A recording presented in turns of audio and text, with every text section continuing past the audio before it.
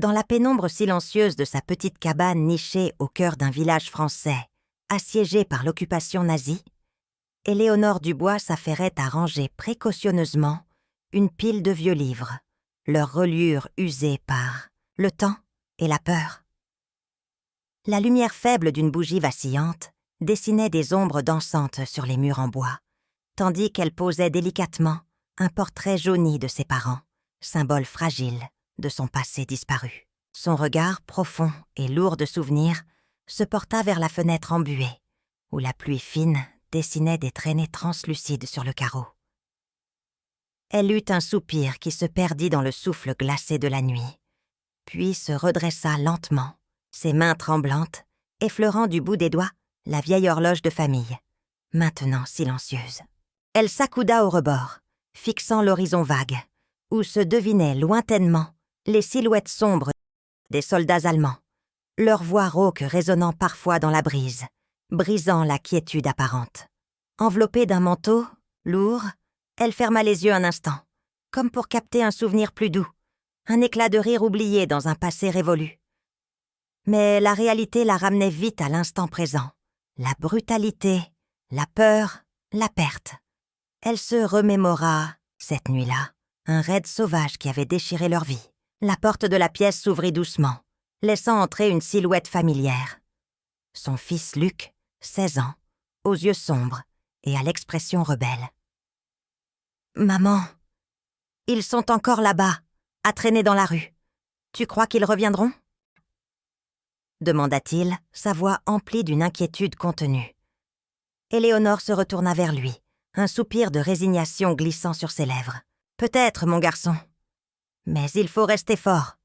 Il faut continuer à lutter, même dans l'ombre. » Elle passa la main dans ses cheveux, en quête d'un courage qu'elle savait fragile, tout en écoutant le grattement discret du vent contre la fenêtre.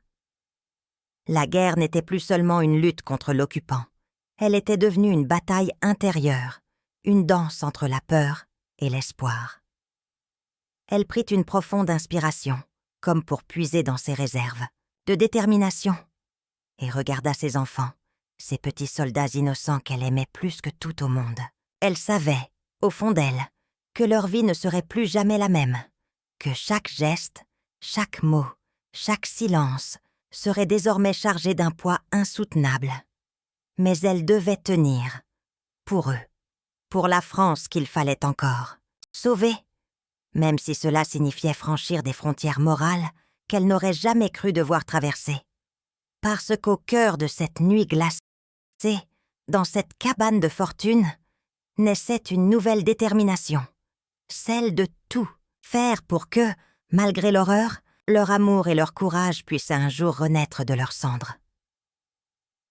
Dans la pénombre douce de leur modeste salle, Éléonore fit signe à ses 3 enfants de s'approcher, leur tendant la main comme pour leur transmettre un secret précieux.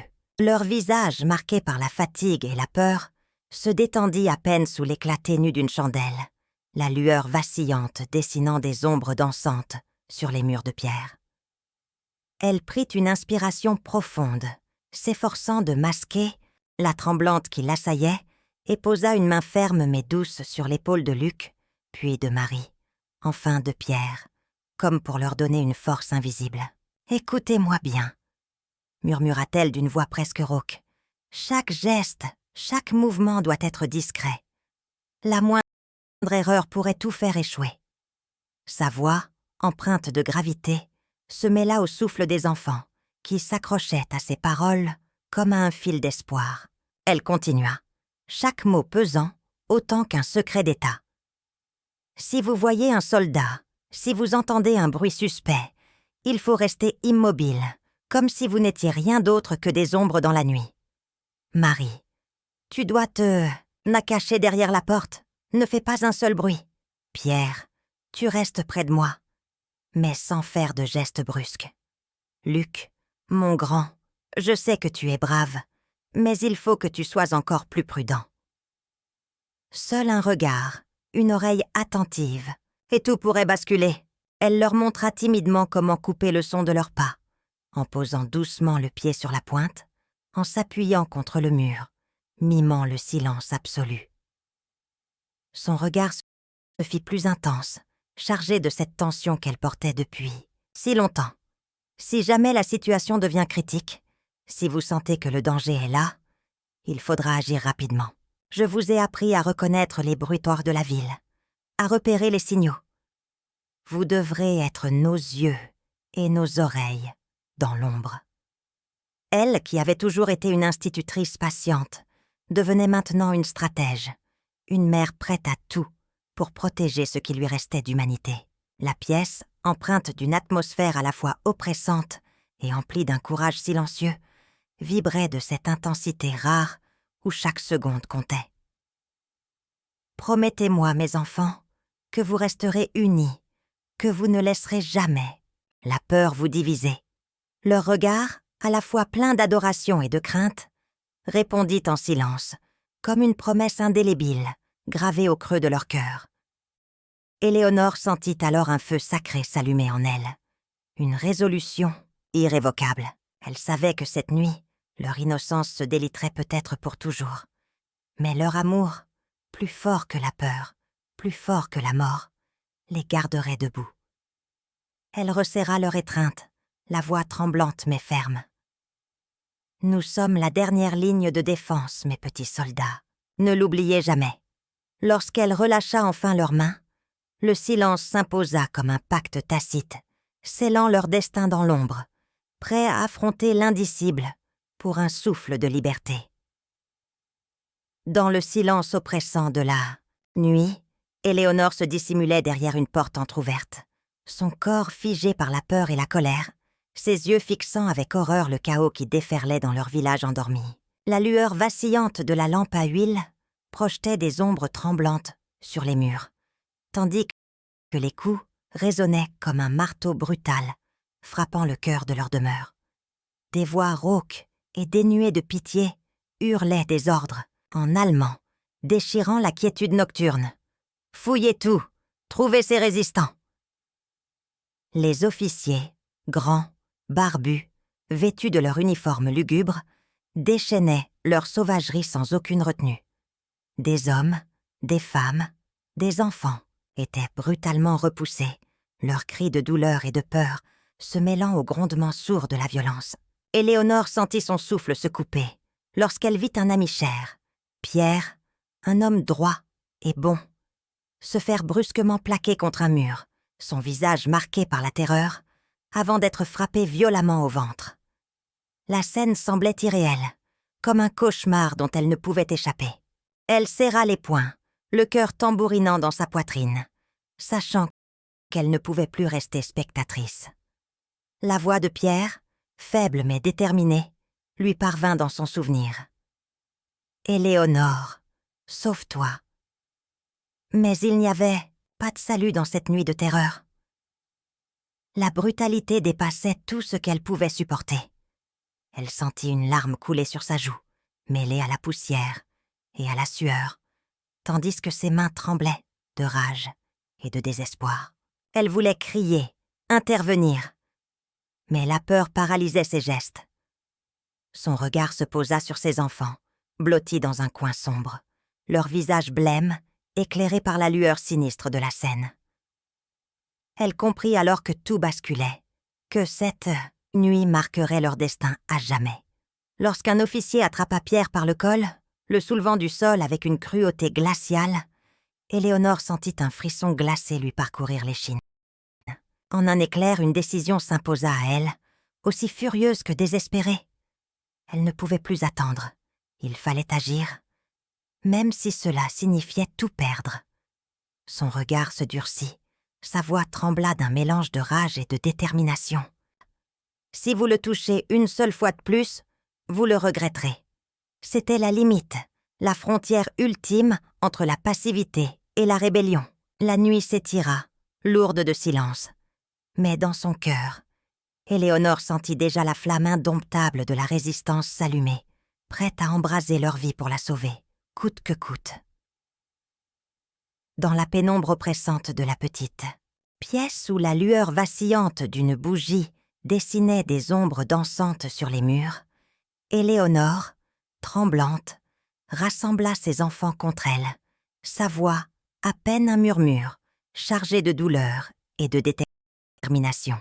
Ses yeux, habituellement pleins de douceur, étaient maintenant illuminés par une lueur farouche, celle d'une mère prête à tout pour sauver sa famille. Elle serra ses bras autour de Luc, Marie et Pierre, tout en leur chuchotant avec urgence. « Écoutez-moi bien, mes trésors. Il y a un homme, un officier cruel, le capitaine Weber. Vous vous souvenez de sa photo, celle qu'on a vue dans le journal clandestin ?» Elle sortit une petite photo pliée d'une poche intérieure. Là, tendant à Pierre, dont la main tremblait en la saisissant. Sur la photo, Weber était figé dans un sourire glacé, le regard dur, impitoyable, comme s'il voulait pétrifier quiconque osait le défier. « Il menace notre village, nos familles, tout ce que nous avons de précieux. Il veut couper notre lien avec la résistance, isoler notre bastion et faire tomber tout ce que nous avons construit dans l'ombre. Il a déjà fait plier d'autres villages, éliminer des hommes, des femmes, des enfants. Je ne peux pas laisser cela arriver. » Sa voix se brisa, mais ses yeux restèrent inébranlables. « C'est pour cela que vous devez être fort. Vous devez agir, non pas par haine, mais par amour, par espoir. Il faut que vous deveniez nos yeux et nos bras, que vous soyez prêts à tout pour sauver ce que nous portons en nous. » Elle marqua une pause, respirant profondément pour maîtriser la tempête de ses émotions. « Je vais vous expliquer comment. Nous avons été infiltrés, depuis des semaines, par des résistants qui connaissent le terrain et qui peuvent vous guider dans la nuit, dans l'ombre. Vous aurez des armes, des stratagèmes et surtout la détermination de ne pas laisser Weber détruire tout ce que nous aimons. » Elle leur caressa tendrement les cheveux, le regard rempli de sacrifice et d'espoir mêlé. « Rappelez-vous, mes enfants, peu importe ce qui arrive, vous êtes mes héros. Faites ce qu'il faut. Faites-le pour moi, pour votre avenir, pour la liberté. » La pièce semblait se rétrécir autour d'eux, chaque mot portant le poids d'une promesse fragile, d'un avenir incertain, mais vital. La mère et ses enfants, liés par un amour indestructible, se tenaient prêts à plonger dans l'obscurité, guidés par la ténacité d'une mère qui savait que l'heure de l'action était enfin arrivée. Dans l'obscurité presque totale de leur cachette secrète, nichée derrière une vieille ferme abandonnée aux volets délavés par le temps, Éléonore sentit son cœur battre plus fort, comme si chaque battement voulait pulvériser le silence lourd qui pesait sur eux. Elle savait que ce moment serait crucial, qu'il marquerait une étape indélébile dans leur parcours de résistance, et surtout dans leur rapport à la violence qu'elle leur imposait, dans un espoir désespéré de survie. Elle se tenait devant Luc, Marie et Pierre, les mains tremblantes mais résolues, leur tendant un petit sac de toile contenant des fusils récupérés dans un vieux dépôt abandonné. La lumière faible d'une lampe à pétrole vacillait, projetant des ombres dynamiques qui dansaient sur leurs visages tendus. « Écoutez bien, mes petits, » murmura-t-elle d'une voix à la fois douce et ferme, en posant une main ferme sur l'épaule de chacun d'eux. « Ce que je vais vous montrer, c'est un acte de courage, mais aussi de prudence. Il faut que vous compreniez que ces armes ne sont pas des jouets, qu'elles ne doivent jamais servir à la haine, mais à la protection de ce qui reste de notre liberté. » Elle prit un fusil, l'éloigna du sac et le déchargea lentement, faisant résonner le claquement sec du mécanisme. La pièce se remplit d'un silence pesant, sauf le bruissement du souffle de la mer qui voulait leur transmettre toute la gravité de l'instant. Elle s'accroupit face à Luc, qui la fixait avec des yeux écarquillés, mélange d'émerveillement et d'appréhension. « Voilà, mon grand, » dit-elle en lui tendant le fusil.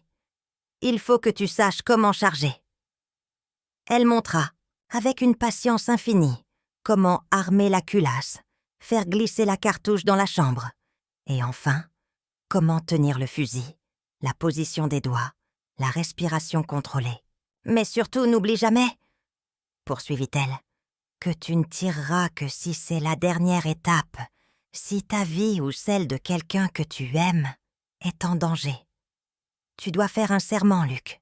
Tu me le promets? La voix de la mère tremblait, mais ses yeux brillaient d'une intensité indestructible. Luc hocha la tête, silencieux, comme s'il comprenait la portée de cet engagement. Marie, les joues rougies par l'émotion, s'approcha timidement, prenant un autre fusil pour imiter sa mère, tandis que Pierre, le plus jeune, fixait intensément l'arme sans la toucher, comme s'il voulait l'assimiler à son propre souffle. Éléonore sentit un mélange de fierté et de douleur l'envahir, consciente que ses gestes, aussi simples soient-ils, portaient en eux l'écho d'un futur incertain, d'une promesse de combat et de sacrifice qui allait marquer à jamais leur existence. Elle leur murmura encore, en posant un regard plein de tendresse et de détermination. « Faites-le pour moi, pour votre avenir, pour que la lumière ne s'éteigne pas dans cette obscurité. » La pièce s'éclaira brièvement d'un dernier sourire. Puis, elles se figèrent dans un silence lourd, prêts à affronter le danger, façonnés par cette leçon de courage qui ferait d'eux des héros malgré eux. Dans l'obscurité pesante de leur cachette, Éléonore s'agenoucha devant ses enfants, ses yeux remplis d'une détermination farouche et d'un amour profond qui transcende la peur. Autour d'eux, la lumière vacillante de la bougie projette des ombres mouvantes sur les murs en pierre brute, créant une atmosphère à la fois intime et oppressante. Son souffle se fait presque silencieux lorsqu'elle déploie une vieille cible en paille, usée par le temps, sur une monture bricolée avec des planches récupérées dans un garage abandonné. « Écoutez-moi bien », murmure-t-elle d'une voix grave, mais douce, en posant une main ferme sur l'épaule de Luc, Marie, puis Pierre. La précision, la patience, la maîtrise de soi, ce sont nos seules armes contre ceux qui veulent en détruire tout ce que nous aimons. Elle leur tend alors un petit fusil, une arme usée mais fonctionnelle, qu'elle a soigneusement nettoyée, et la dépose face à eux. Je vais vous montrer comment viser, comment respirer, comment attendre le bon moment. Mais surtout, vous devez comprendre que cette cible n'est qu'une simple image, une illusion, un miroir de ce qui pourrait devenir réel. Elle se relève, ferme doucement les yeux un instant, puis reprend. Si, un jour la situation l'exige, si Weber ou ses hommes mettent en danger votre vie ou celle de nos proches, vous devrez tirer. Il ne doit pas y avoir de peur, seulement la certitude que c'est nécessaire. Promettez-moi, en regardant cette cible, que si ce moment arrive, vous n'hésiterez pas à faire ce qui doit être fait.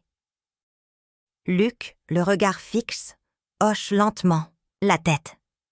Marie, les mains tremblantes, murmure « Promis, maman ». Pierre, d'une voix ferme mais tremblante, ajoute « Je ferai ce qu'il faut ».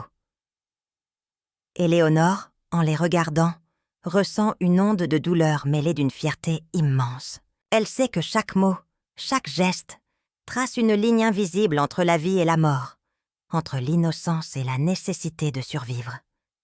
Elle leur caresse doucement les cheveux, puis, d'un ton presque inaudible, conclut.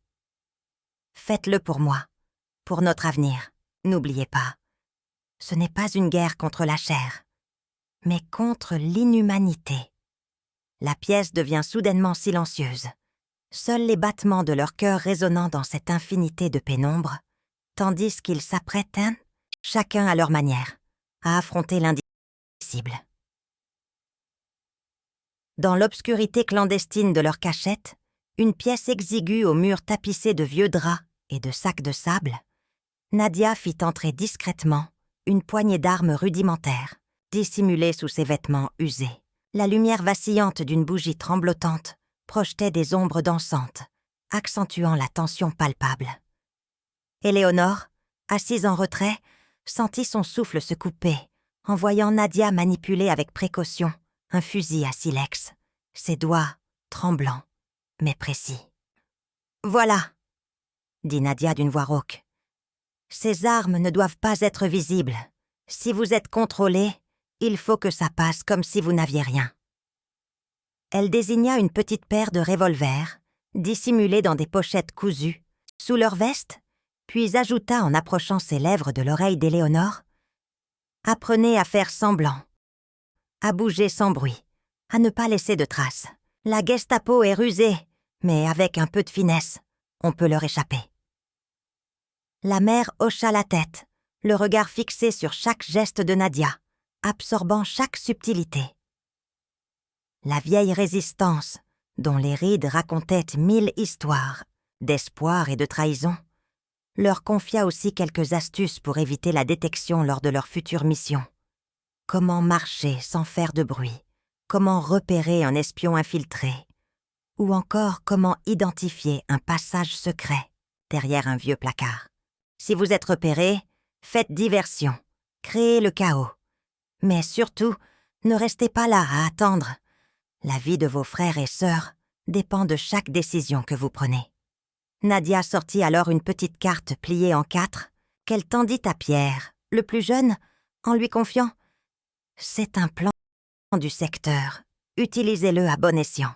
Et si jamais vous avez besoin d'aide, n'hésitez pas à faire signe.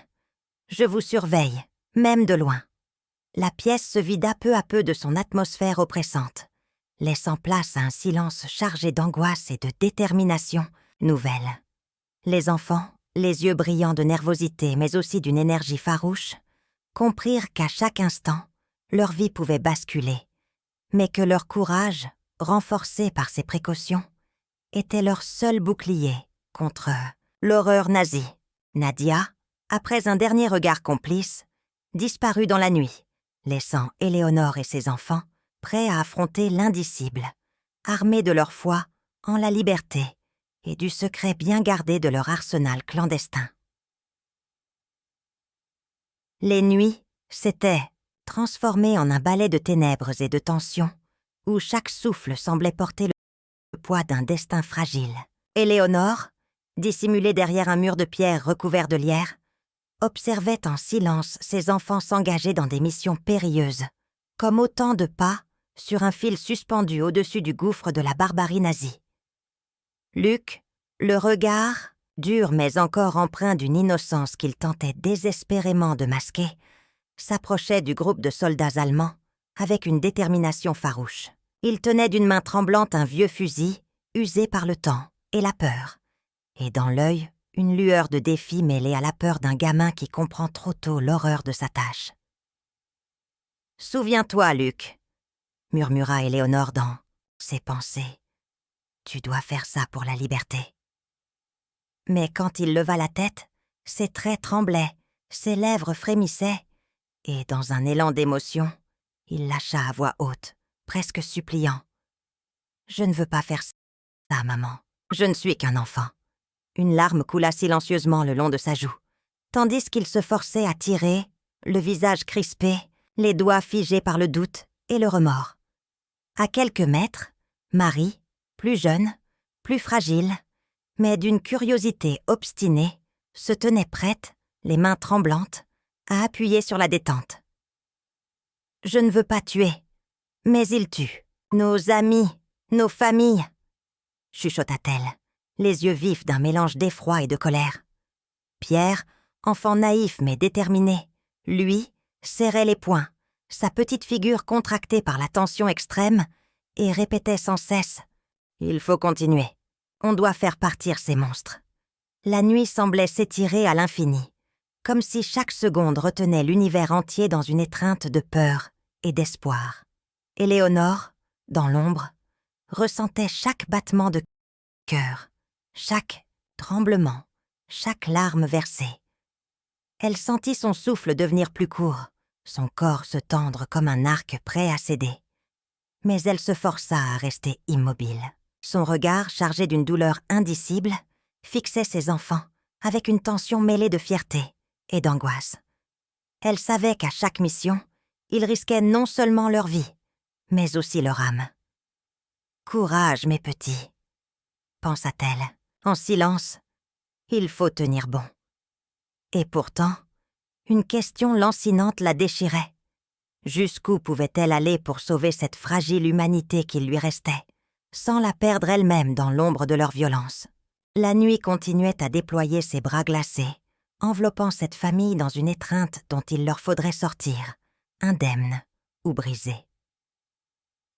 Dans l'ombre d'un vieux hangar abandonné, où la lumière diffuse, filtrant à travers des fissures, dessinait des motifs vacillants sur les murs décrépits, Luc se tenait, le regard fixé sur ses mains tremblantes, alors que le sang chaud de ses dernières victimes semblait encore couler dans ses veines. La respiration haletante, il portait ses doigts à ses lèvres, cherchant un apaisement qu'il ne trouvait pas, le cœur battant à tout rompre comme un tambour de guerre dans sa poitrine.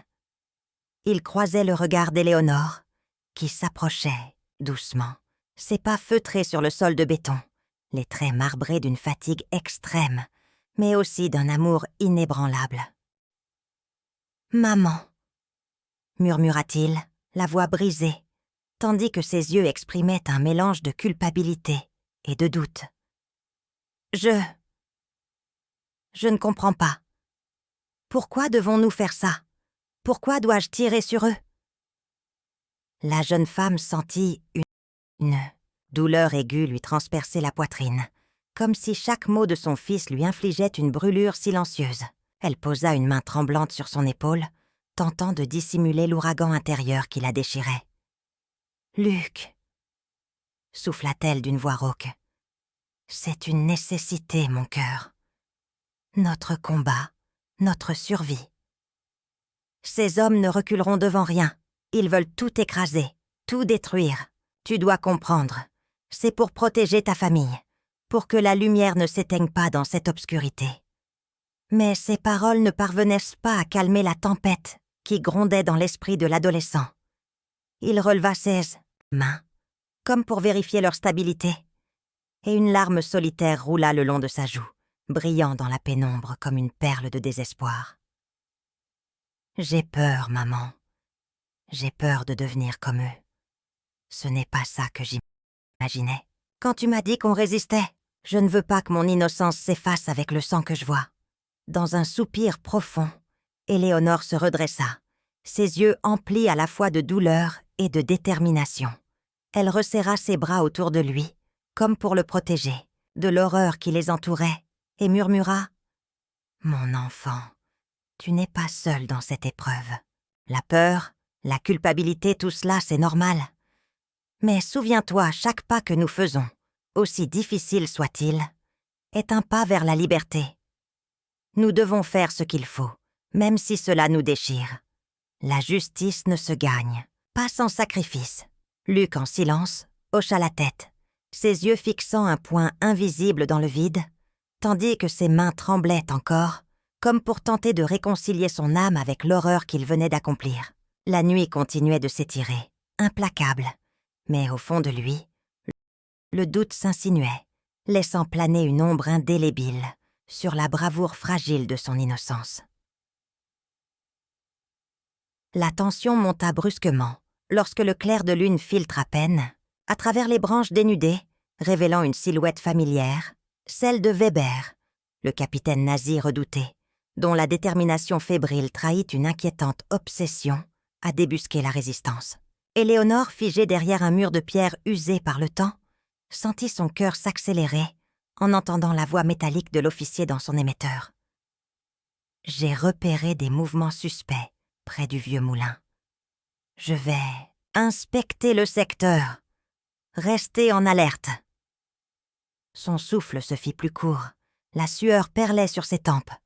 Elle savait qu'un tel soupçon pouvait tout faire basculer.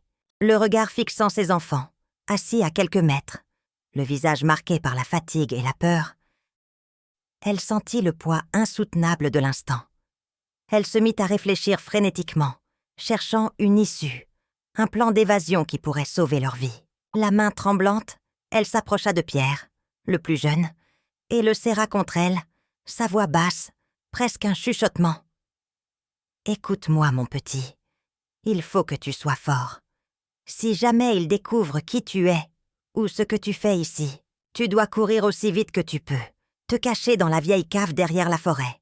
Promets-moi. » Pierre, les yeux grands ouverts, hocha la tête sans comprendre toute l'ampleur de ses paroles. Pendant ce temps, Luc, plus âgé, observait la scène avec une intensité mêlée d'inquiétude, ses poings serrés, prêt à réagir. Éléonore, consciente que chaque seconde comptait désormais, prit une décision radicale. Elle devait détourner l'attention de Weber, le faire sortir de leur cachette, sans qu'ils ne sentent le danger imminent. Elle murmura à ses enfants, « Si je ne reviens pas, vous savez ce que vous avez à faire. Ne laissez pas la peur vous paralyser, d'accord? Nous sommes une famille. Rien ne pourra nous briser, pas même la terreur. » Elle se redressa lentement, ses muscles en tension, prête à jouer son dernier rôle, à faire tout ce qui était en son pouvoir pour garantir leur survie dans ce jeu mortel où chaque mouvement pouvait être leur dernier. La nuit semblait se refermer sur eux, aussi sombre que l'incertitude qui pesait lourdement sur leur avenir, tandis qu'Éléonore s'apprêtait à s'immoler dans l'ombre, prête à tout pour que ses enfants restent en vie, même si cela signifiait affronter l'enfer lui-même.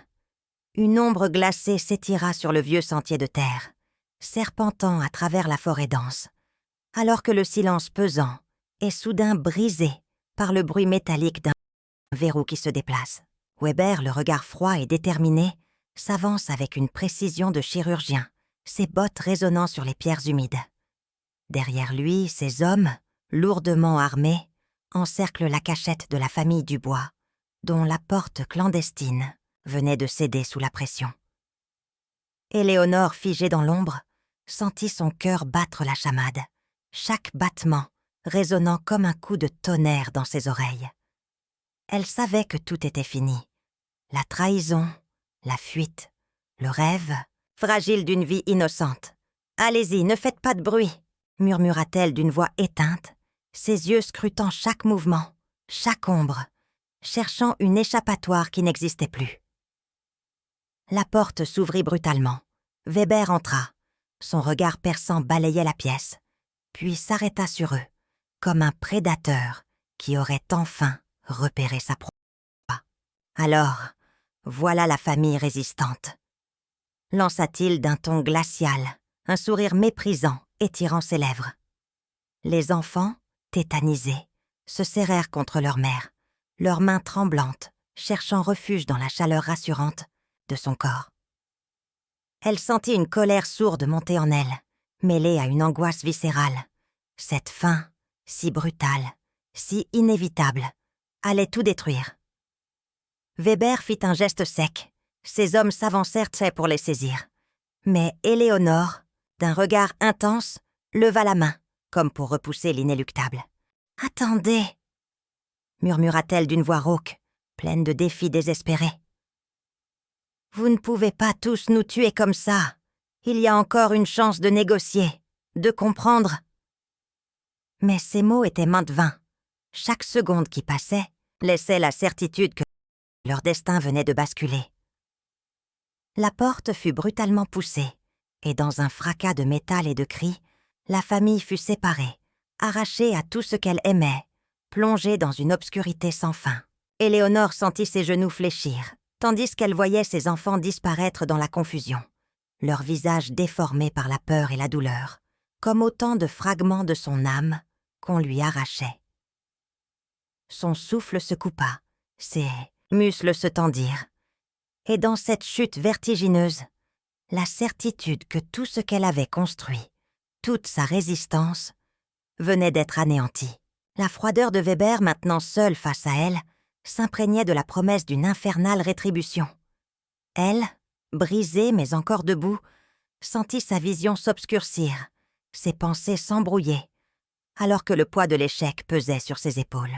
Tout ce qu'elle avait lutté à sauver, tout ce qu'elle voulait protéger, s'effondrait devant ses yeux, laissant place à une solitude glaciale, où le seul espoir qui subsistait était celui de retrouver ses enfants, coûte que coûte, dans cette nuit sans fin. Dans la pénombre glaciale d'une pièce austère, le silence pesait lourd comme une chape de plomb, interrompu uniquement par le souffle haletant d'Éléonore, assise droite sur une chaise en bois brut. Ses mains tremblaient légèrement, nouées devant elle, tandis que ses yeux scrutaient l'obscurité avec une résignation douloureuse. Au centre de la pièce, le capitaine Klaus Weber se tenait droit, impassible, un regard sans pitié fixé sur elle, un sourire cruel ourlé de ses lèvres fines. De ses mains gantées, il tenait un petit objet, une pince ou un instrument de torture, prêt à l'utiliser, comme un peintre avec sa palette macabre. La lumière faiblarde de la lampe suspendue au plafond dessinait des ombres inquiétantes sur ses traits, accentuant la froideur de son visage. Ses paroles brusques et gutturales déchirèrent l'atmosphère. « Parle, Éléonore. Dis-nous où se cachent tes complices, ou je vais commencer à faire parler tes enfants. » Sa voix était douce, presque apaisante dans sa cruauté. Mais chaque mot portait la menace d'une violence insupportable. Éléonore serra ses poings, ses ongles s'enfonçant dans la chair de ses paumes, tentant de maintenir une façade de calme. Elle savait que Weber n'était pas un homme à se laisser fléchir par la psychologie ou la douceur. Son regard se porta alors sur ses enfants, enchaînés dans un coin, leurs petits corps frissonnant sous le froid, leurs visages pâlis par la peur. Luc, le plus âgé, ses yeux cernés, mais toujours empreints d'une lueur de défi, tenta de détourner le regard, évitant le regard du nazi comme s'il pouvait ainsi fuir la violence à venir. Marie, plus jeune, ses joues rougies par l'émotion, se serra contre Pierre, dont le visage innocent était marqué par l'angoisse, et pourtant, une détermination silencieuse brillait dans ses yeux. Weber s'approcha d'Éléonore, sa voix se fit caressante mais tranchante comme une lame. « Tu vois, peut-être que tu préférerais écouter tes enfants, hein? Peut-être qu'ils peuvent t'aider à te rappeler où tu as caché tes amis. » Il fit un pas en arrière, levant l'instrument menaçant, comme si chaque seconde pouvait être la dernière. La mère sentit ses muscles se tendre, sa respiration se couper un instant, mais elle rassembla ses forces, ses pensées se bousculant dans une tempête intérieure. Elle savait que chaque mot, chaque geste, pouvait sceller le destin de ses petits, et que le moindre faux pas pouvait leur coûter leur innocence, leur vie. Son regard se fit plus ferme, plus déterminé, alors qu'elle articulait d'une voix tremblante mais ferme. « Je ne dirai rien. Vous n'aurez pas mes enfants. Jamais. » À cet instant précis, le cœur d'Éléonore éclata en un fracas silencieux, conscient que le prix de leur survie serait peut-être de leur céder un peu de leur âme, mais qu'elle devait leur montrer qu'au fond, ils n'étaient pas seuls, que même dans l'obscurité la plus profonde, l'amour d'une mère pouvait encore briller comme une flamme fragile, mais inextinguible. Le souffle coupé, Éléonore se jeta en avant, lorsque le cri déchirant de Pierre résonne dans la forêt silencieuse. La scène se déploie dans une explosion de chaos et de douleur. Son petit garçon, avec une balle logée en plein ventre, s'effondre lourdement sur le sol mouillé, le visage crispé par la peur et la souffrance. La mère, le cœur déchiré, se précipite à ses côtés, ses mains tremblantes, cherchant désespérément une blessure qu'elle ne peut voir qu'en tremblant. « Pierre! Non, mon ange! Tiens bon! Je t'en prie, tiens bon !» hurle-t-elle, sa voix se brisant sous la pression de l'angoisse. Autour d'eux, le fracas des pas et les ordres rauques des soldats allemands s'intensifient. Mais tout devient étourdissant, comme si le temps s'était arrêté dans cette microcosmose de désespoir.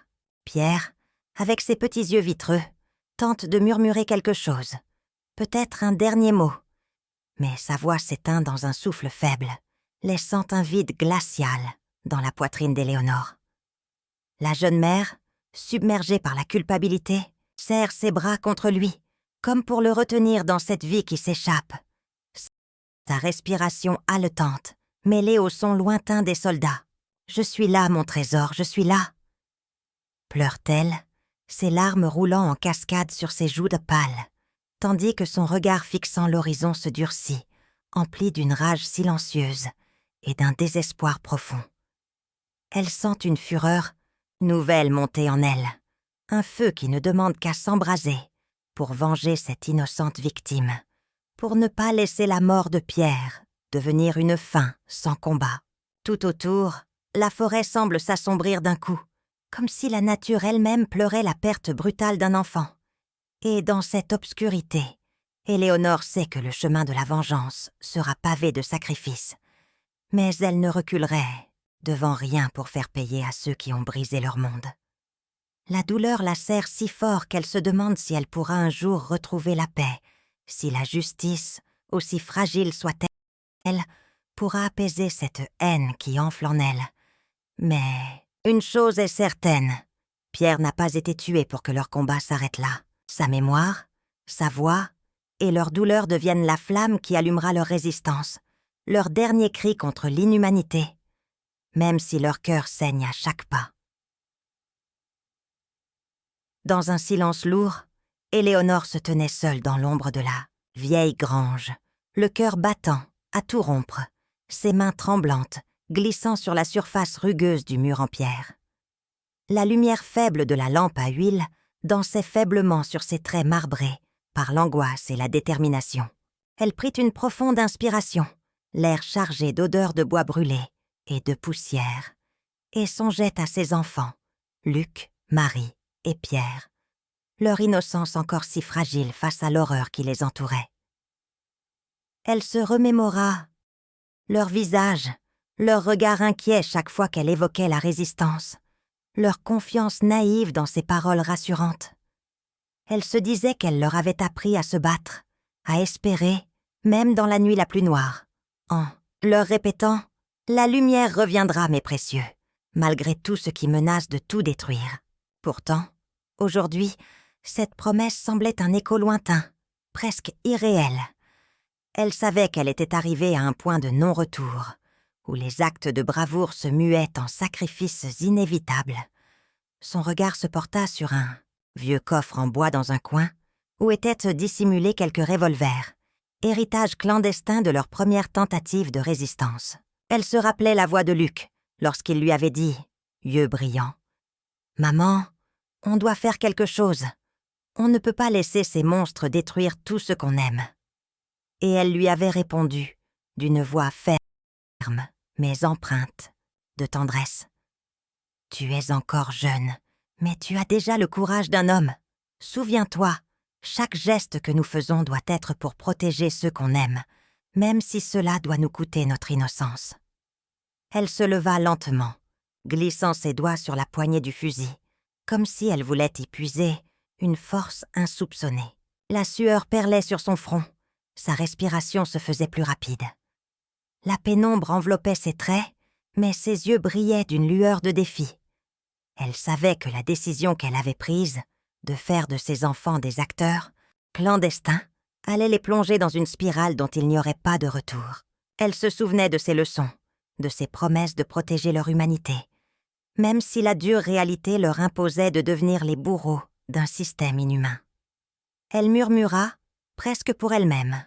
« Si je ne peux pas leur épargner la douleur, je peux au moins leur donner la force de résister. » La nuit s'étendait devant elle, silencieuse, implacable, comme un miroir de leur combat intérieur. Elle se savait au bord d'un précipice, prête à tout pour sauver ce qui restait d'eux, même si chaque pas la rapprochait du point de rupture. Et dans cette obscurité oppressante, elle ferma les yeux, fit le vœu d'être à la hauteur de sa tâche, et se dit qu'au-delà du silence, il y avait encore une lueur d'espoir, fragile, mais tenace, que seul le courage pouvait raviver. Dans l'ombre silencieuse du vieux monument en ruine, Éléonore rassembla ses enfants, avec une précision presque rituelle. La lumière blafarde de la lune filtrait à travers les fissures, dessinant des motifs d'ombre mouvantes sur leurs visages tendus. Marie, les yeux emplis de curiosité mêlés de peur, fixait la silhouette de sa mère, qui, d'une voix douce mais ferme, leur expliqua le plan. « Écoutez bien, mes amours. Weber viendra ici, croyant que tout est calme, que nous sommes à jamais perdus. Mais c'est justement là que nous allons lui tendre notre piège. Pierre, tu te placeras derrière cette vieille colonne, tu seras notre observateur silencieux. Luc, Tu prendras la gauche, avec cette vieille lanterne que Nadia nous a confiée.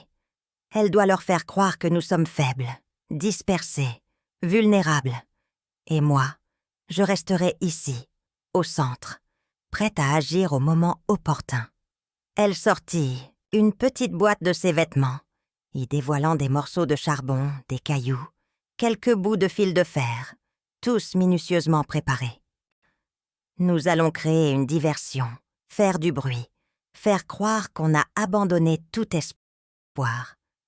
Weber ne pourra pas résister à la tentation de s'approcher, de vérifier que tout est fini. Lorsqu'il sera apporté, Luc, tu lanceras la pierre contre cette vieille porte en bois. Un fracas retentira, suffisant pour attirer son attention. Marie, tu seras notre œil, prête à réagir si quelque chose ne se passe pas comme prévu. Pierre, tu surveilleras ses mouvements. Et moi, je m'assurerai qu'il ne s'échappe pas ou qu'il ne nous piège pas. » La mère posa une main tremblante sur la tête de ses enfants, leur offrant une dernière caresse empreinte de tendresse et de gravité. « Souvenez-vous, la seule façon de le faire tomber, c'est d'être rapide, discret, et surtout, de ne jamais perdre de vue ce qui nous pousse à agir. Si tout échoue, nous devons partir, sans regarder en arrière. » Le silence s'épaissit entre eux, chargé d'émotions, de frissons et d'espoirs précaires. Éléonore se glissa derrière un amas de débris, ses yeux brillants d'une détermination farouche. Elle savait que ce moment pouvait bien être leur dernière chance, leur seule option pour renverser Weber et mettre fin à son règne de terreur. Tout était prêt. Le cœur battant, elle attendit la silhouette du nazi, invisible dans la nuit, ignorant que ses plans allaient fort bientôt se jouer dans un jeu mortel de ruse et de courage. La tension monta, comme un dernier souffle avant l'explosion, avant que la nuit ne devienne justice ou désastre, selon leur choix. Développement narratif suivant. La scène culminante se déroule dans un lieu symbolique, où mère et enfant, armés et déterminés, orchestrent une attaque stratégique, combinant diversion, feinte et leur connaissance du terrain pour surprendre Weber et ses hommes. L'histoire continue d'explorer les thèmes centraux du prompt original, avec des personnages uniques et des situations captivantes qui maintiennent l'intérêt du lecteur dans le développement d'événements et de conflits présentés de manière riche et détaillée. Développement narratif suivant.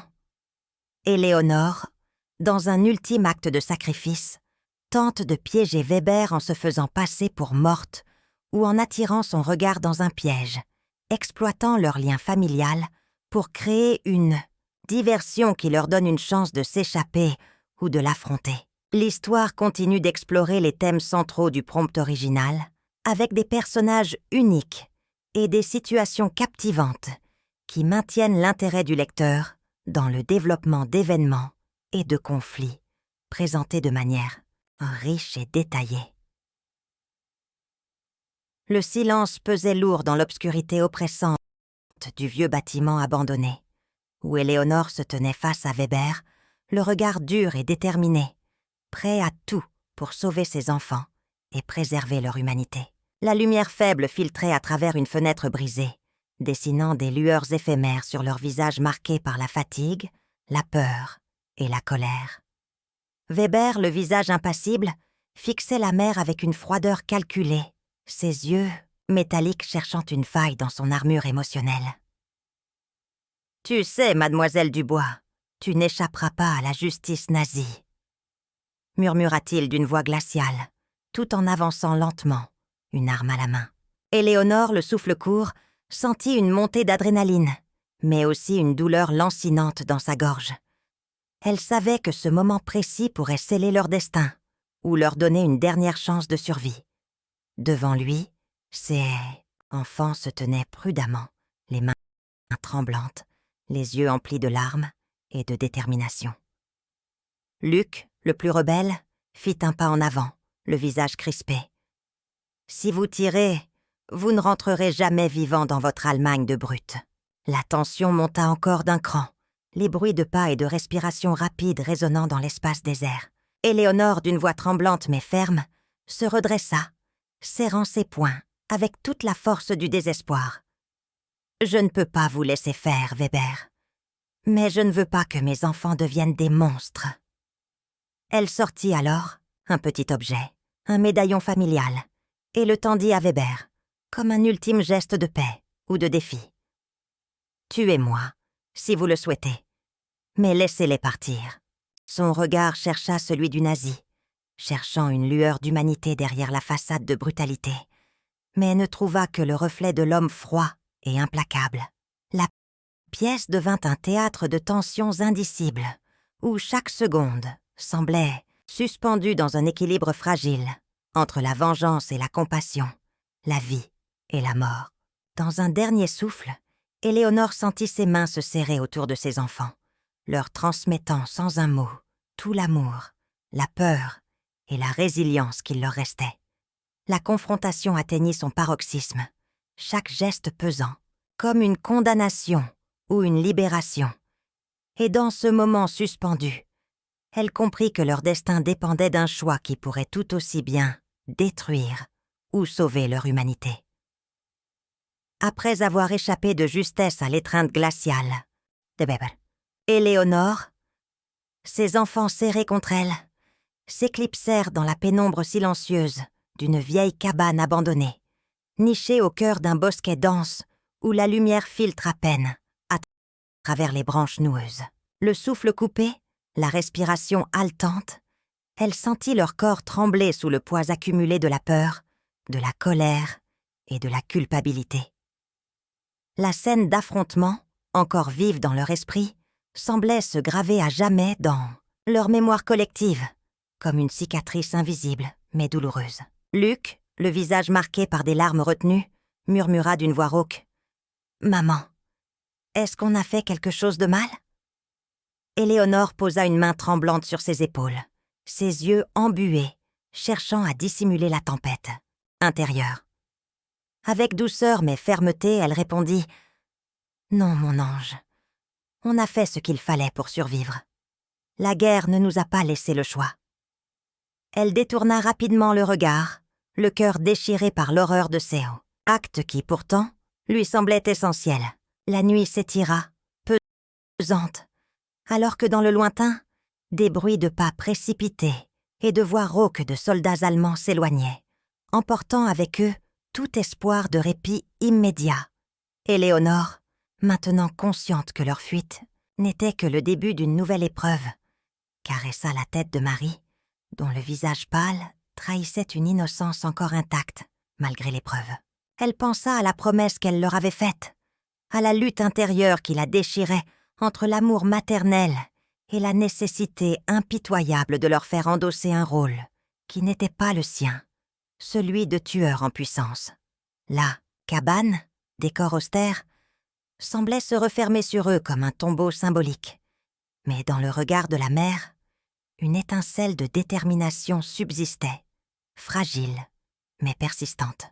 Elle savait, au fond d'elle, qu'ils ne pouvaient pas revenir en arrière, que chaque pas qu'ils faisaient les enfonçait un peu plus dans l'abîme moral, mais aussi qu'ils n'avaient plus le choix. Leur survie, leur humanité même, reposait désormais sur cette ligne ténue entre la justice et la damnation. La lueur vacillante d'une bougie, portée dans ses mains tremblantes, éclaira leur refuge de l'intérieur, révélant des silhouettes fragiles mais résolues, prêtes à continuer leur combat, même si leur âme emportait les cicatrices. Indélébile. Développement narratif suivant. La narration s'achève sur Éléonore, seule ou avec ses enfants, contemplant un avenir incertain mais déterminée à continuer la lutte, consciente du prix de leur résistance et hantée par le souvenir de leur sacrifice et de leur humanité retrouvée. L'histoire continue d'explorer les thèmes centraux du prompt original avec des personnages uniques et des situations captivantes qui maintiennent l'intérêt du lecteur